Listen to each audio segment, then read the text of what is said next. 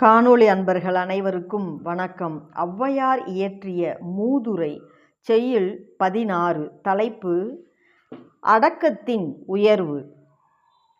செய்யுள்.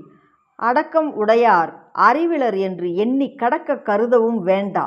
மடைத்தலையில் ஓடுமீன் ஓட உருமீன் வருமளவும் வாடி இருக்குமாம் கொக்கு. இதன் விளக்கம்: கொக்கானது நீர் ஓடையின் கரையில் வாடியபடி நின்று கொண்டு இருக்கும். அது ஒற்றை காலில் நிற்கும். அந்த நீர் ஓடையை பார்த்துக்கிட்டே இருக்கும், கண்ணை சிமிட்டாமல் கவனமாக. சின்ன சின்ன மீன்கள்லாம் ஓடிக்கிட்டே இருக்கும். அதையெல்லாம் அது பிடிச்சி சாப்பிடாது. அது எல்லாத்தையும் விட்டுட்டு பெரிய மீன் எப்போ வரும் அப்படின்னு கவனமாக பார்த்துக்கிட்டு இருந்து அது வரும்போது டக்குன்னு பிடிச்சி எடுத்துக்கும். அந்த மாதிரி தான் அறிவில் சிறந்தவர்கள் தனக்கென காலம் வரும் வரை அடக்கமாக இருப்பார்கள்.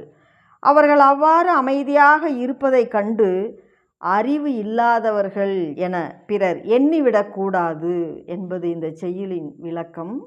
மீண்டும் அடுத்த செய்யுளை பார்க்கலாம்.